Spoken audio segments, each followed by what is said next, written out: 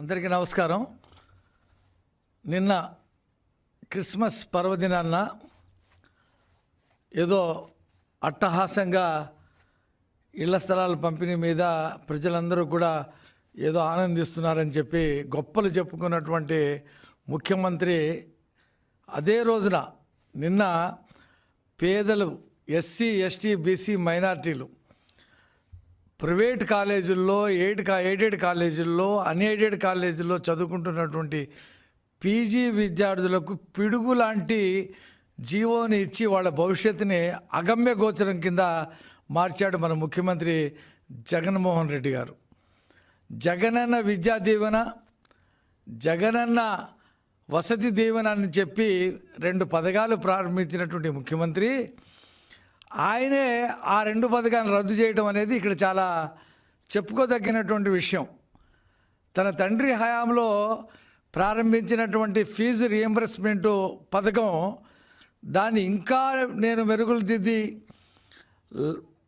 15,000 నుంచి 1,50,000 వరకు నేను ఖర్చు పెడతాను, వసతి ఇస్తాను, బ్రహ్మాండంగా వాళ్ళకి చదువులు చెప్పిస్తాను అని చెప్పినటువంటి ముఖ్యమంత్రి సుమారు 70,000 మంది విద్యార్థులు ఏదైతే పీజీ చదువుతున్నారో, బిఏ, బీకామ్లు పాస్ అయ్యి ఎంఏ, ఎంకామ్లు, ఎంసీఏలు, ఎంఫార్మసీలు, తర్వాత ఎంబీఏలు, ఎంఈడీలు, ఎంఎల్లు చదువుతున్నటువంటి, ఎంఏలు చదువుతున్నటువంటి, మాస్టర్ ఆఫ్ డిగ్రీస్ చదువుతున్నటువంటి విద్యార్థుల పాలిట నిన్న బి రాజశేఖర్ గారు జీవో నెంబర్ 77 డేటెడ్ 25/12 ఇచ్చినటువంటి జీవో వాళ్ళ పాలిట అసనిపాతంగా మారింది.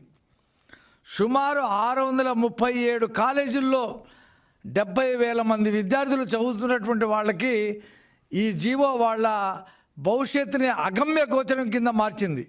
ఇప్పుడు వాళ్ళు ఏం చేయాలంటే గవర్నమెంటు కాలేజీల్లో, గవర్నమెంటు యూనివర్సిటీల్లో చదవాలంట. అక్కడ ఉండేటువంటి సీట్లన్నీ వీళ్ళందరికీ 70,000 మందికి అక్కడ సీట్లు లేవు. మరి ఒక ఎంఫార్మసీ చదవాలంటే దాదాపు 1,50,000 రూపాయలు ఖర్చు అవుతుంది. అది వాళ్ళు ఈ ప్రభుత్వ సహకారంతో చదువుకుంటూ వచ్చారు ఇప్పుడు దాకా.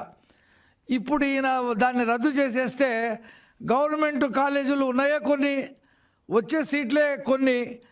ఇవాళ మాస్టర్ డిగ్రీ చేయకుండా ఎవరికి కూడా ఉపాధి, ఉద్యోగాలు దొరికేటువంటి పరిస్థితి లేదు. ఈ పరిస్థితుల్లో ఎక్కడైనా ఏదైనా ప్రభుత్వం తను ఒక పథకాన్ని ప్రారంభించినప్పుడు దాని బాగోగులు దీర్ఘకాలికంగా మనం ఏం చేయగలుగుతామని చెప్పి ఆలోచించాలి. జగనన్న విద్యా కానుక, విద్యా దీవెన, జగనన్న వసతి దీవెన ప్రారంభించడం ఏంటి, 2వ సంవత్సరంలోనే దాన్ని రద్దు చేయడం ఏంటో అసలు అర్థం కావట్లా. ఇవాళ ఈ ప్రభుత్వానికి ఒక దశ దిశ లేదు.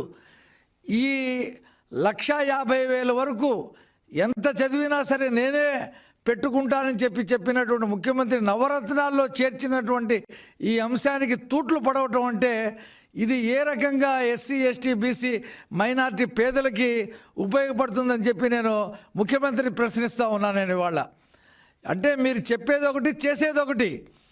ముందు ఇస్తారు, వెనక నుంచి లాగేస్తారు. కేంద్ర ప్రభుత్వం డబ్బులు దీనికి రావట్లేదని చెప్పి తీసేశారనమాట. కేంద్ర ప్రభుత్వ పథకాలు ఏమైనా ఉంటే మీరు మీ పేరు పెట్టుకొని అమలు జరుపుతారు. కానీ ఇక్కడ ఈ పథకానికి కేంద్రం నుంచి డబ్బులు రావట్లేదని చెప్పి మీరు ఈ పీజీ కోర్సులు చదివేటువంటి మీరు పెట్టినటువంటి ఈ దీవెనలు 2 మీరు తొంగలో తొక్కేసి దాన్ని రద్దు చేసేశారు. ఇది మొత్తం మీద పేదల పాలిట ఒక అసనిపాతం లాంటి జీవో. ఇది వెంటనే విత్డ్రా చేసుకోవాలని చెప్పి తెలుగుదేశం పార్టీ డిమాండ్ చేస్తూ ఉంది. ఇవాళ మీరు విదేశాల్లో ఉండేటువంటి విద్యార్థులు దాదాపు 4,000 పైచిలకు 4,528 మంది విద్యార్థులు విదేశాల్లో అప్పుడు చంద్రబాబు నాయుడు గారి ప్రభుత్వం ఒక్కొక్క విద్యార్థికి 15 లక్షల రూపాయలు ఖర్చు పెట్టి విదేశీ విద్య చదువుకోవడానికి, అనేక రకాల విద్యలు చదువుకోవడానికి విదేశాలు పంపిస్తే మీరు ఇంతవరకు వాళ్ళకి డబ్బులు ఇవ్వకుండా ఆపేశారు. వాళ్ళు చాలా బాధలు పడుతూ ఉన్నారు. అక్కడ ఫీజులు కట్టలేక హాస్టల్ ఫీజులు కట్టలేక చాలా ఇబ్బందులు పడుతూ ఉన్నారు. వాళ్ళ గురించి పట్టించుకోలేదు. అసలు ఆ పథకమే రద్దు చేసేసారా, ఆ పథకం ఉందా లేదా అని చెప్పి ఎవరికి తెలియట్లా.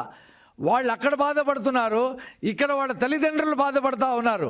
మీరు ఇంతవరకు ఒక్క విద్యార్థిని విదేశ విద్యకి పంపించినటువంటి దాఖలాలే లేవు.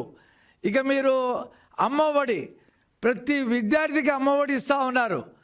ఇవాళ సగానికి సగం కట్ చేసి 40 లక్షలు 80 లక్షల మంది ఉంటే 40 లక్షల పైచలకి ఇస్తామని చెప్పి మీరు దాన్ని కోత వేశారు.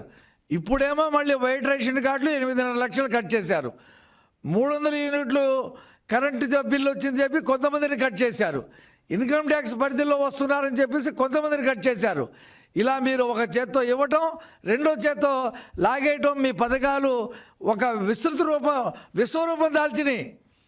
కేవలం మీ పథకాలు ఎలా మారినాయంటే రోజువారీ అడ్వర్టైజ్మెంట్లు ఇచ్చుకోవడానికి తప్పితే పేదలకు ఉపయోగపడేటువంటి పరిస్థితి లేదు.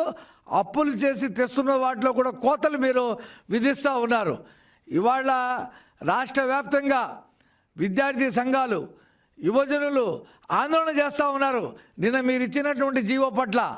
ఇప్పటికైనా సరే మీరు మాట తప్పను మడం తిప్పను అన్నారు కదా, మీరు పాదయాత్రలో చెప్పారు, నవరత్నాల్లో పెట్టారు, ప్రభుత్వంలోకి వచ్చిన తర్వాత జీవో ఇచ్చారు. జీవో ఇచ్చింది మళ్ళీ మీరే ఎలా రద్దు చేస్తారు? కాబట్టి ఇప్పటికైనా సరే ఈ విషయం మీద మీరు ఆలోచించి ఆ 77 జీవోని తక్షణం ఉపసంహరించుకొని ఆ పేద విద్యార్థులు చదువుతున్న పీజీ కోర్సులకి ఖచ్చితంగా అనుమతి ఇవ్వాలి. హాస్టల్స్ లేకపోతే ఎలా చదువుకుంటారండి? అందరికీ హాస్టల్స్ ఉన్నాయా? గవర్నమెంట్ కాలేజీలో అన్ని సీట్లు ఉన్నాయా? అందరూ గవర్నమెంట్ కాలేజీకి వెళ్ళమన్నప్పుడు ఇంకా మీరు చెప్పినటువంటి 1,50,000 ఖర్చు అయినా సరే నేనే చదివిస్తానని చెప్పినటువంటి మాట ఏమైందని చెప్పి తెలుగుదేశం పార్టీ ఇవాళ అడుగుతూ ఉంది. కాబట్టి ఈ రకమైనటువంటి ద్వంద్వ విధానాలకి మీరు పాల్పడొద్దు.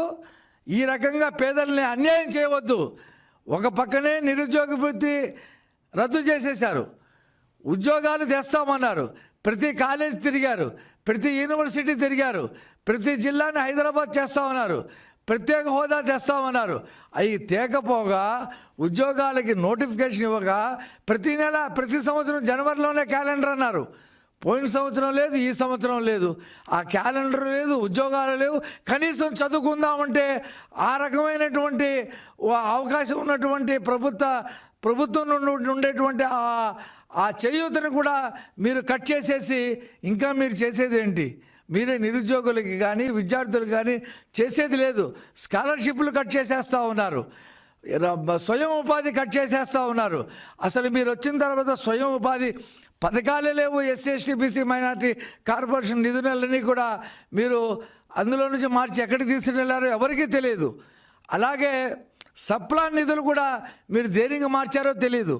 మొత్తంగా నిరుద్యోగం విలయతాండవం చేస్తూ ఉంది, విద్యార్థులు ఆందోళన పడుతూ ఉన్నారు. కాబట్టి ఇప్పటికైనా సరే మీరు చెప్పినటువంటి వాగ్దానాలకి అమలు చేయండి. అమలు చేయకపోతే ఖచ్చితంగా ఈ రాష్ట్రంలో విద్యార్థులు యువకులు ఖచ్చితంగా మీ మీద తిరగబడేటువంటి రోజు ఎంతో దూరం లేదు.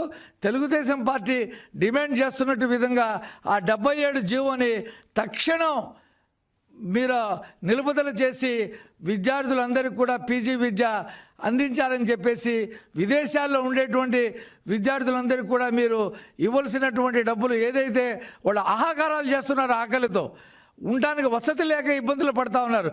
15 దేశాల్లో, అమెరికా నుండి అనేక దేశాల్లో వాళ్ళు బ్రిటన్లో, జర్మన్లో అన్ని చోట్ల విద్యార్థులు, మన తెలుగు విద్యార్థులు ఆంధ్రప్రదేశ్ నుంచి వెళ్ళిన వాళ్ళు దాదాపు 4,000 మంది పైసలుకున్నారు. వాళ్ళందరికీ కూడా సహాయం అందించకపోతే మీరు ఏమైతే చెప్పి అధికారానికి వచ్చారో అవన్నీ అబద్ధాలని తేలిపోయినాయి. వాళ్ళ భవిష్యత్తుని, వాళ్ళ తల్లిదండ్రుల ఆవేదనని దృష్టిలో పెట్టుకొని మీరు వెంటనే వాళ్ళకి ఇవ్వాల్సినటువంటి డబ్బుల్ని పంపించవలసిందిగా తెలుగుదేశం పార్టీ డిమాండ్ చేస్తూ ఉంది.